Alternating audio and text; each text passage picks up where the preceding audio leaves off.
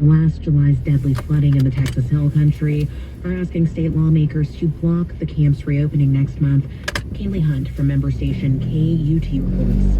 Torrential rain caused the Guadalupe River to rise more than 24 feet last 4th of July. At least 130 people died.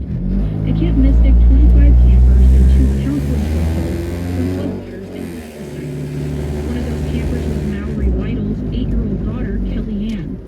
Lytle, a former Mystic camper, spoke to Texas lawmakers at a joint hearing of 2 legislative committees tasked with investigating the flood on Tuesday. When I brought my 2 daughters home from the hospital, I immediately signed them up to attend Camp Mystic.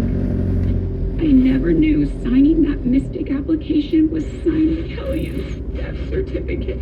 Lytle said the family that owns the camp, the Eastlands, should be focused on comforting and supporting families like hers right now, not reopening the camp. Instead of transparency, accountability, and wrapping their arms around these families during our time of unimaginable grief, the deaths of our daughters have been nothing more than an inconvenience to Mystic's rush to reopen camp. Julie Sprunt, another former Mystic camper, told lawmakers that her 9-year-old daughter, Mackenzie, was lucky to have survived the event.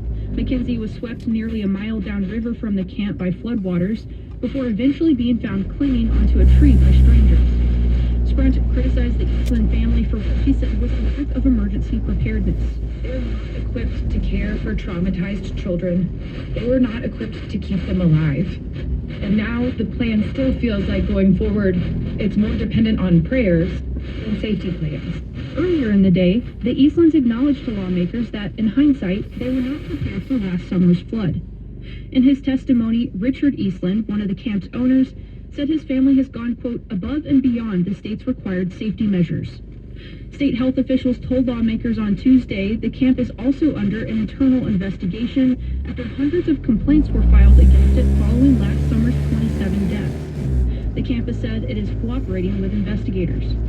Last week, the Texas Department of Health Services notified Camp Mystic its license to operate may not be renewed unless it makes major revisions to its emergency plan. For now, Camp Mystic said it intends to welcome nearly 900 campers back this summer, with the first-term counselors arriving as soon as next month. For NPR News, I'm Kaylee Hunt in Austin.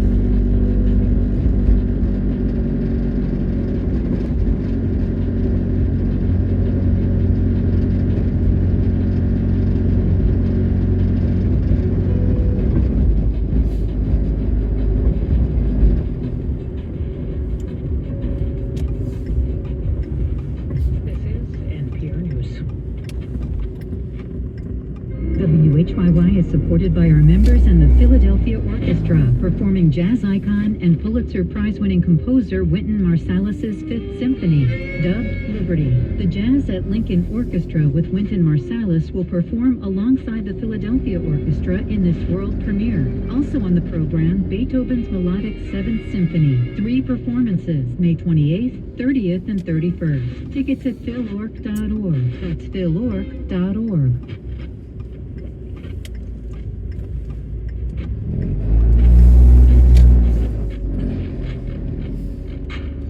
Supporting WHYY, First Bank of Sea Isle City, serving the mortgage needs of residents and second homeowners in Cape May County for over 135 years.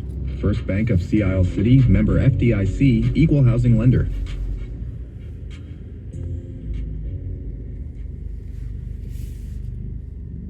It's the bottom of the 6 o'clock hour at WHYY. Matt Gillum with you on this gray and increasingly showery Wednesday. Very glad you're spending part of it with us. That is going to do it for today's All Things Considered, but when the clock says 6:30, that means that it's time for Marketplace.